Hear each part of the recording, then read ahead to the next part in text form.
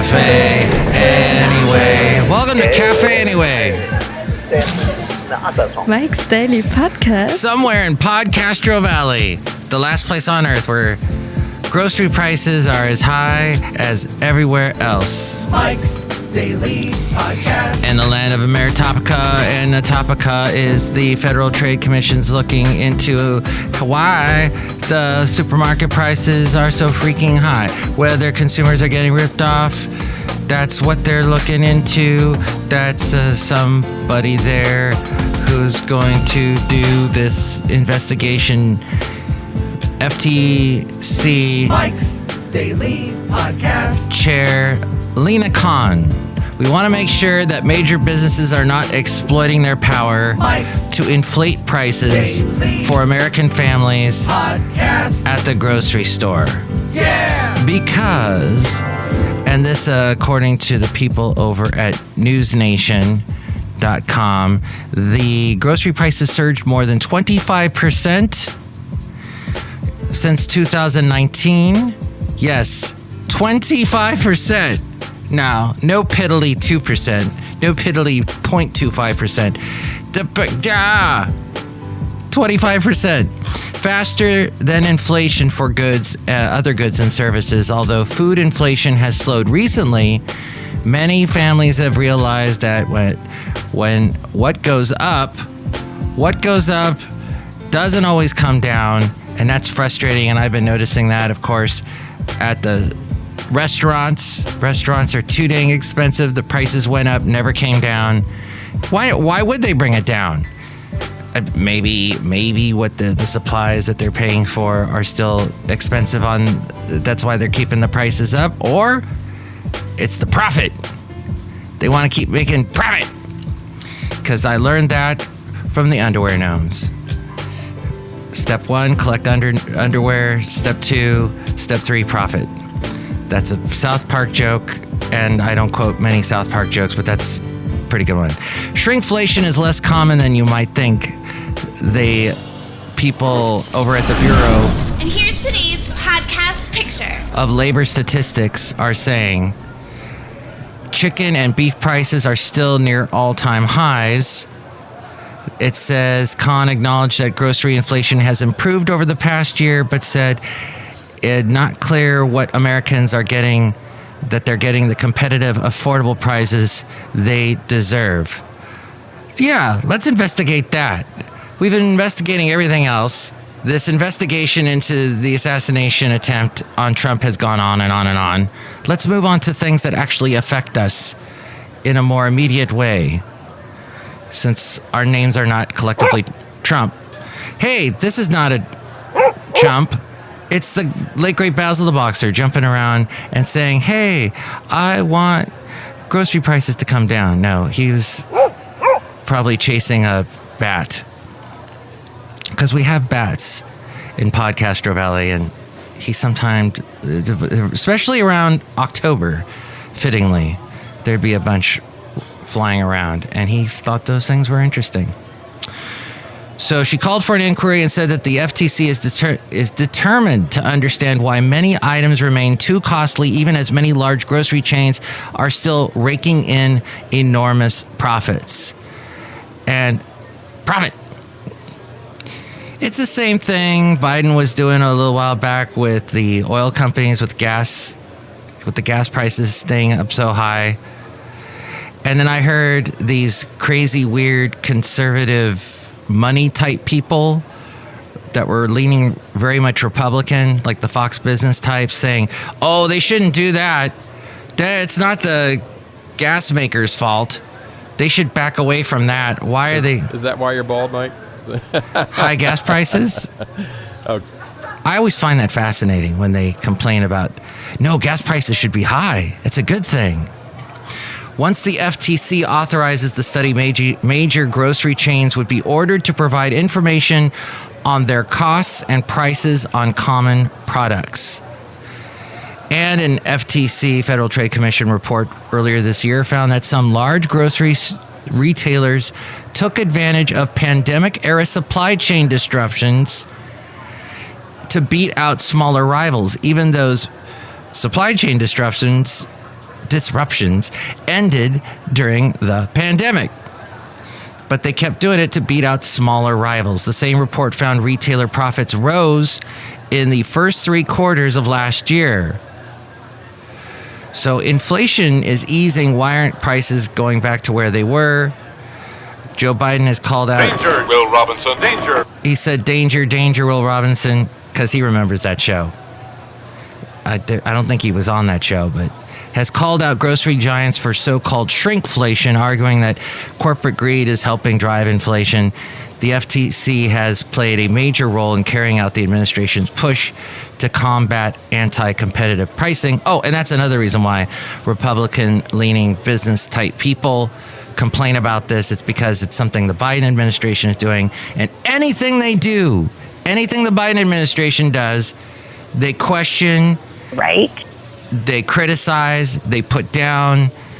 Everything he's doing, everything the administration they're doing is a mistake. You want to know why? A, because they're Republicans, and B, it's an election year. And they really, really want to win to get that power in November. It all comes down to power. So I thought that was an interesting thing. But meanwhile, Chevron is leaving California because California is a big old liberal state, as you know. And they're moving out because of why? Well, according to the people at Barron's, Chevron's moving their headquarters out of California. I knew a guy that worked for them. I don't know if he's going to move to Houston with the rest of the company, but I knew him back in my... Hey, good looking. We'll be back to pick you up later. Mr. Microphone days. No, my country radio days at Cahey in Ventura County. He got a job at Chevron, made a lot of money, has a nice family, lives somewhere in the East Bay last I heard, but maybe he's moving. So Chevron's moving their headquarters out of California. Tesla did the same thing in 2021, just a few years ago, and changed its state of incorporation in 2024. And the oil giant announced in its big relocation on Friday, Chevron said, as we go outside of Café Anyway, where we bring you Mike's Daily Podcast, somewhere in podCastro Valley, the last place on earth in the land of Ameritopica. They're getting out of San Ramon, California. That's right. Beautiful San Ramon, where a friend of mine, the guy that does the Welsh on the World segment, which he hasn't done in almost a decade, he's moving out there. Welsh is moving out of podCastro Valley to San Ramon, so we wish him well. It's pretty hot there this time of year. Not exactly chilly here in Café Anyway in podCastro Valley, but so Chevron's getting out of San Ramon. For an energy company, it makes a lot of sense to put down roots in Houston, which calls itself the energy capital of the world. It can now claim about 4,700 energy firms. So it is not Silicon Valley, it is Energy Valley. Chevron didn't immediately explain everything, except that their decision is bittersweet. The company has been based in California essentially since 1911, when the Supreme Court broke up Rockefeller's Standard Oil. California lost Tesla's headquarters in 2021. Elon's car company wants to put humanity on a path to a sustainable energy future, and California not only aggressively regulates tailpipe emissions, but it is the largest market for new cars in the U.S.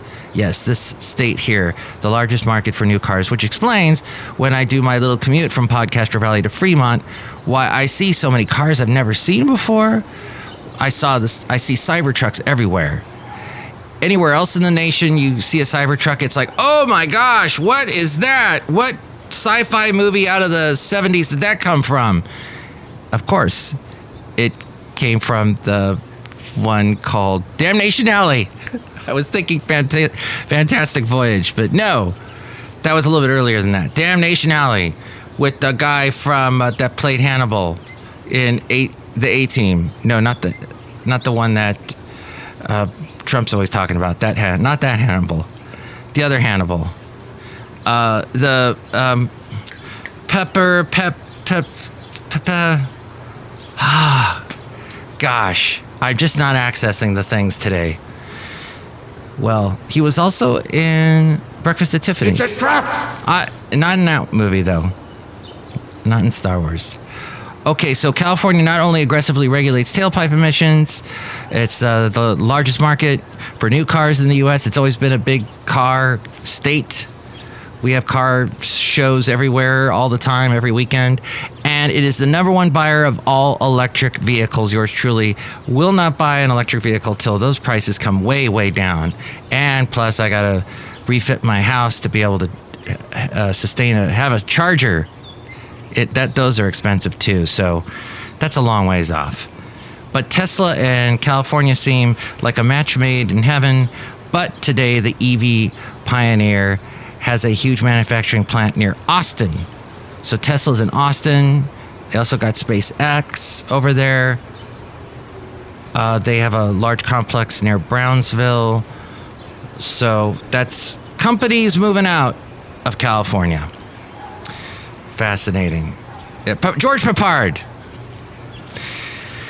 Credit card delinquency rates hit. Mike is awesome. Oh, this is from that guy right there, Rob Black. He does a show on AM 1220 KDOW weekday mornings, and he's heard on that station weekday mornings. He's seen on television on Cron TV Monday through Thursday in the 9 o'clock hour, and he says credit card delinquency rates hit a nearly 12-year high. Consumers have been leaning heavily on borrowing to pay for everything from, once again, groceries to vacations. Oh, is the podcast picture groceries?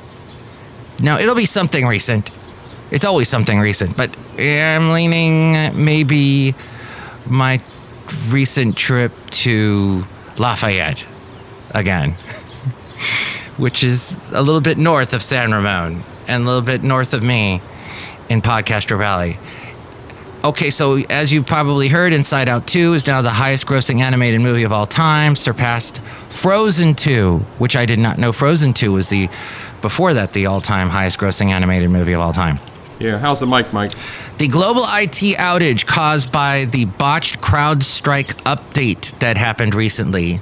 CrowdStrike, and everybody forgets that name. They go, yeah, you know that big thing that shut down all the airports and they're getting sued by Delta Airlines and all that? They're called Crowd what? It's CrowdStrike. That's a bizarre name. Well, it's expected to cost Fortune 500 companies $5.4 billion for all their troubles. And they are also offering $10... Mike makes music. Oh. Here we go. CrowdStrike is offering $10 Uber Eats. That's great, because you like to order out everything that you eat. $10 Uber Eats. And aren't they raising prices too? Uber Eats and all those food delivery companies, they're trying to capitalize on all this people staying at home stuff because they got into the habit of doing that during the pandemic. Even though restaurant prices are so high, and then you add the delivery prices on top of that, it's crazy. So CrowdStrike's offering $10 Uber Eats gift cards to make everyone happy. And then when you eat all that food, you might want to lose weight. So Novo Nordisk and Eli Lilly need to make way for Viking Therapeutics stock jumped 30% after moving weight loss injection to late stage trials. GLP-1s will grow into a $150 billion market by the end of this decade. Patients lost up to 15% of their body weight after 13 weeks with this Viking Therapeutics. I don't agree with any of that stuff, but for some people, it's necessary. And then something about LVMH, the French luxury empire. They're behind Louis Vuitton and Hennessy. Their operating profit dropped 8% in the first half of this year. People are spending less on their... I'm sorry, Dave. I'm afraid I can't do that. Cutting down on upscale cognac and champagne. More modestly priced products sold worse than upscale items, indicating that the economic challenges were weighing on the middle class. But you know their prestige purchases boomed just recently. 2022 and 2023 were some of their biggest years. And the other competing brands like Burberry and Gucci, they're also struggling. They have spent, by the way, LVMH, a lot of money, more money than a Wookiee owns, over $160 million to become a major sponsor of the Paris Olympics. And they're in talks with Formula One to have their luxury watch brand replace Rolex as the timekeeper sponsor. What is the matter with you? Oh, and Amazon will be the NBA's newest media partner. They have rebuffed their longtime media partner TNT. NBA, Warner Brothers, who now owns TNT, tried to match Amazon's streaming rights. The NBA chose Amazon. ESPN and NBC Universal they're also part of the deal. They're also going to get some of the NBA coverage. It's an 11-year deal worth $77 billion. TNT carried live NBA games, believe it or not, for nearly 40 years. I had no idea that had been that long. You got Charles Barkley, Shaquille O'Neal, all part of the Inside the NBA, which is on TNT right now. Amazon Prime Video has made 200 million global customers. Has the 200 million global customers, and then Max has roughly 100 million. So Amazon has double what Max has. So that's fascinating. Yes, let's all laugh at the NBA for no apparent reason. Look who's here. Hello, Mike Matthews. It's Chely Shoehart, gift shop supervisor. Wow, it's hot out here. It must be summer. Yes. Are you selling a lot of your snow globes? Yes, Mike Matthews, I'm selling snow globes. They're not eggs. You shouldn't be selling eggs, Chely, if you're calling them snow globes. Yes, they're not eggs. You try to make me say eggs, Mike Matthews. They're snow globes. That's right. Even though you draw on the egg with a Sharpie little bits of snow on there, which is very intricate. I'm very impressed with how you do that. But, Mike Matthews, you're sweating. It's hot out here. Look who else is here. Oh, Mike, this is Floyd the Floorman. And this is John Deere, the engineer. Mike, I can't follow all this streaming stuff. Wasn't there a streaming service that carried sports for a while that wasn't really a streaming service? Like Twitter, Mike Matthews? Yeah, didn't What was that all about? I don't know what that was all about. Twitter had streaming for some football or baseball, basketball. I don't know what it... I don't follow it. I'm not a sports follower. That's why this is not a sports podcast. This is why I don't have any listeners. And it's listeners, not viewers. Stop. If you're a podcaster, you are never supposed to say, thanks for watching. No. I'm slapping you on the hand, on the wrist. It's bad. That's the bad bell. That's the bad bell. You never, ever, ever say, thanks for watching. I'd like to thank all my viewers. None of that. Stop it. And if you'd like to call me to complain about anything else that I'm complaining, or you'd like to complain, just here's the phone number to complain. Call Mike at the Café Anyway hotline. Area code 510-228-4640. Hi there, Mike. How are you? I'm doing great. And to find out everything else having to do with Mike's Daily Podcast, all the past podcast pictures, past shows, etc., on and ad infinitum, etc., and whatnot, all that, we go to the mainframe and hear from A-Frame. Mike's Daily Podcast is written and produced and performed by Mike Matthews. His podcast is super easy to find. Download or listen to his show and read his blog at mikesdailypodcast.com. Email Mike now at mikesdailypodcast@gmail.com. See you tomorrow. Bye!